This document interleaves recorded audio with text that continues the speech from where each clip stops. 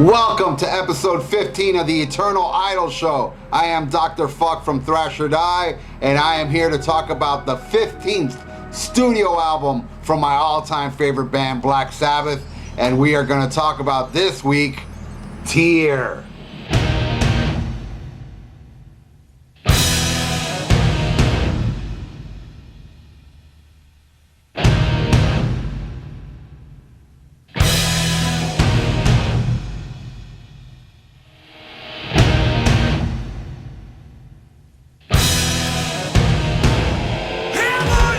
TYR, only one word I have to describe this album. Epic. Yes, it's an epic album, and it was recorded and released in 1990. I remember the day I bought this was the same day Judas Priest Painkiller came out, and I wasn't really expecting much, to tell you the truth. I was kind of like, this is kind of weird, man, for Sabbath. And it is weird for a Sabbath album. It's not very doomy at all. It's very just epic, and this is where Tony Martin, I believe, came into his own. This is when he got comfortable with Black Sabbath. He had a lot to do with the concept of the album. Even though it's not a concept album, there are a few songs that do string together with mythology and the Nordic mythology of Odin and Valhalla. And TYR is the son of Odin, the god of gods, or something like that. I don't know. I'm not too knowledgeable about all that stuff, but it's a great album, so let's get into it.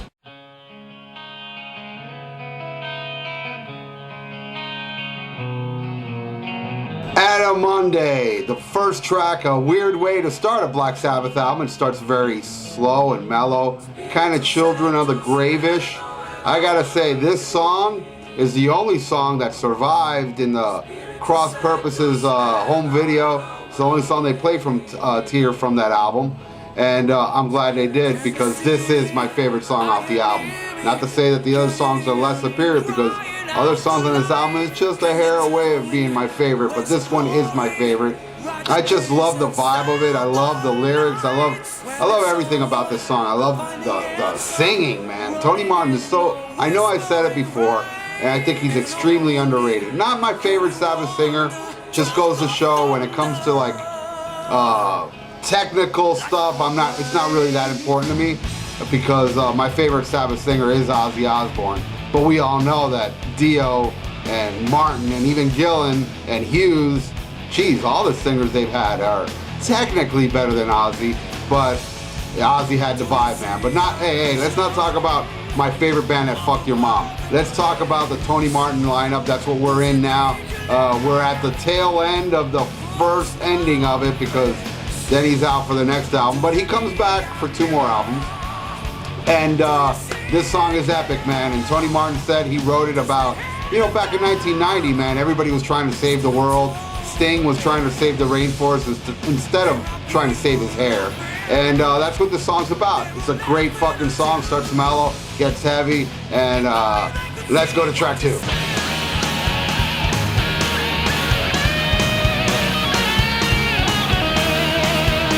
Oh, it's ripping, man. This song is fucking ripping. The Lawmaker, man. It's really fast-paced. Again, not very Sabbathy, man. It's Tony Iommi's doing some different shit now. But it gets to the point. I love this song too. I love the melody. A lot of people make fun of these lyrics. Not that these lyrics are bad. These lyrics are actually cool. But even if they were kind of bad, who gives a fuck? This ain't rocket science. It's fucking metal, man. And it's got a vibe. And I think the Lawmaker is about God, but I don't know. I don't know if this is part of the concept. I know the first song wasn't the concept. This song might be. But it's a ripping song. I love this song. It kicks ass. So now let's go to episode. I meant song 3.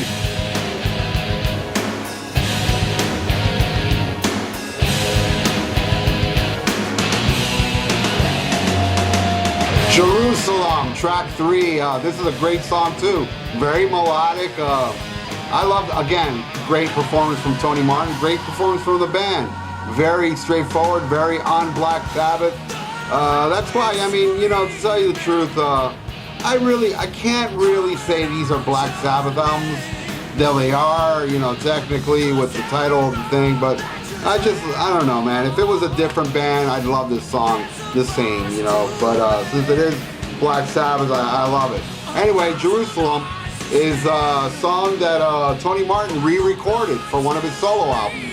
And I haven't heard it yet. I gotta listen to it. I just read that in that the Doom Let Loose book.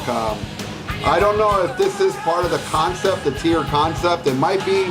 I'm not sure. The single they chose for this album wasn't Jerusalem. It should have been. But you can just tell that the single that they did use, which I will talk about later, was all the suits, man. The suits made them do that song. I'm sure of it. I could be wrong, but I don't know, man. That song has nothing to do with anything on this album. Very different. It's pretty much a power ballad. But why am I talking about it now? Let's get to the next track, and then I'll talk about that song later. Fire and water,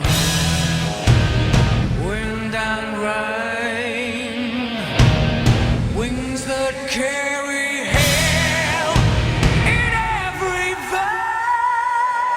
The Sabbath Stone. Oh man, this song is one of those songs I was talking about, the hair away from being my favorite song. Another great classic, man. I mean, underrated classic, because all fucking Tony Martin stuff is underrated. This song, I don't know quite what it's about. I read the book today, you know, the chapter, to like refresh my memory on everything, and I forgot what they said about Sabbath Stone. But it's a classic, man. I believe the guy that wrote that book, Martin Popo.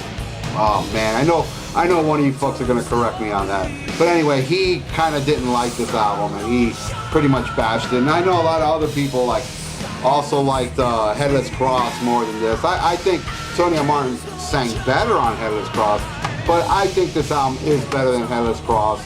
It is an upgrade, if you ask me. You know, I think this song's another good example of why I like this album better.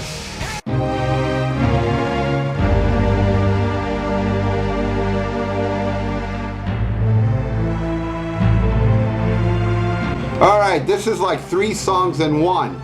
It's all like kind of like what Rush did in 2112. The first one is the Battle of Tyr. This is definitely part of the concept.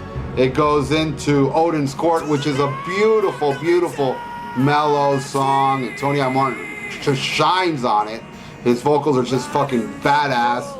And then it goes into Valhalla. Valhalla, you know, again, this is all about Odin and mythology. You know, I have a feeling this is going to be a really short episode. And I apologize, because I really love this album, and I don't want to cut it so short, but man, I'm already going back down to the last 2 tracks. So let me try to like be long-winded how I usually am. And let's get into the next track, which happened to be the single and the video. The chapter is opened, the pages are torn.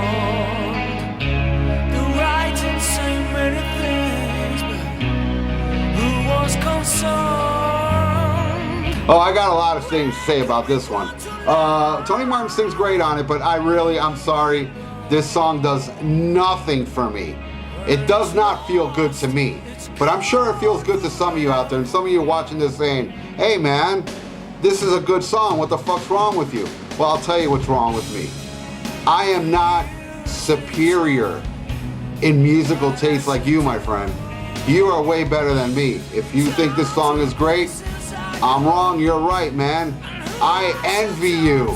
Anyway, so this song, as you can see, they made a video for it, and you know, the guys in Black Sabbath are, you know, they're not exactly, you know, Bon Jovi or, you know, your pretty boys. So what they did, it's so obvious on this video. They get this like this buffy rocker dude with the long hair, and you know, and then you have like the rock chick with them, and then, but you know, something I noticed about this video, just, you know, I've seen this video before, not that many times because I don't like the song, but I did notice, like, in the storyline, the guy like cheats on the chick. She catches him. She catches him with another fucking dude. Another dude. No, that's a Judas Priest. No, I don't mean to, hey, I didn't mean to make fun of the metal god. It's a guy cheating on his chick with another chick, right? Chick drives up, spots her taking the hoe into his house. She gets pissed off. She shows up later. She wants a red jacket back. The guy's up on his balcony. He throws a red jacket at her. And you know, and then she's all pissed, like, fuck, man, hit the ground, you fucking asshole. And she took the fucking red jacket, and then the way the video ends is like, the dumb bitch goes back to him with a flower. And then the guy fucking moved out. I mean, God, what a fucking stupid bitch.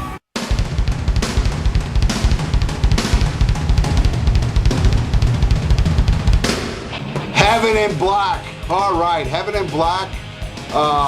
Another one of my favorite songs. Probably my third favorite, right behind the Sabbath Stone. And, you know, I don't want to pronounce it because I'm probably pronouncing it wrong, and I'm going to look like a total idiot by saying my favorite song. I can't even pronounce it. Jeez, I guess I already look like an idiot while describing why I'm an idiot. Anyway, so this is a great song. It's very... again, you know, like the couple albums before, it's like my favorite solo at the very end of the album. There's no bonus tracks on this. I understand there was like some live recordings when they were in Moscow. They recorded some of that, and I think Paranoid is the B-side and stuff like that. But I don't own it, I'm sorry. But anyway, that concludes TYR. I know it's a short episode, I'm sorry. But, you know, there's really not much I can say about this because... You know, I'm kind of tired and I don't feel like rereading that chapter, man. I mean, I do remember Neil Murray saying some of the fact that he wasn't happy with the bass sound on it. But hey, man, I think he did some cool bass work. I think it was in Valhalla that he does a little solo in it. This album, along with Head of His Cross, was produced by Cozy Powell and Tony Iommi. I forgot to mention that. And this concludes my episode of TYR. So anyway, I'll see you next week, man. Oh, wait, I'll leave you with this. It's a joke. I have a joke.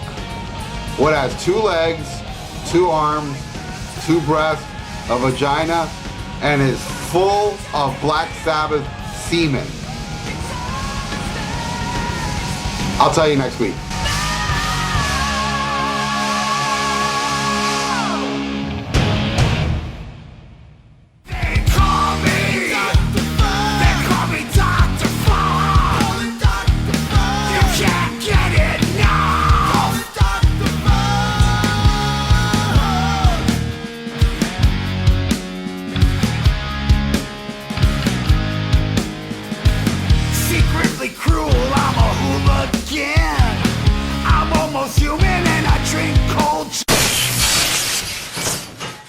This video was brought to you by Miami Metal Merchant. For your metal needs and competitive prices, visit MiamiMetalMerchant.com. Tell them Dr. Fuck sent you. Hey, check out my podcast, The VIERA Vault. We're on SPREAKER, we're on iTunes, and we're on YouTube. Check it out and subscribe. Hey, headbangers, you want your own radio show? Well, you got it. On Thursday nights here on that metal station, join me on the Dr. Fuck Show. Go in the chat room and I will make you my co-host. That's right. Everybody that joins me in the chat room, I discuss whatever you guys want to talk about. I'll mention your name, I'll say what you say, and we're going to go back and forth. And I'll even fucking play whatever request you want. Unless it sucks. Then I ain't playing it because my show rules, and only songs that rule is allowed right here on that metal station. The Dr. Fuck Show airs live Thursday nights at 8 p.m. Eastern. Hope to see you there. Well, no, fuck that hope. I better see you there, motherfucker. Looking for some new podcasts to listen to?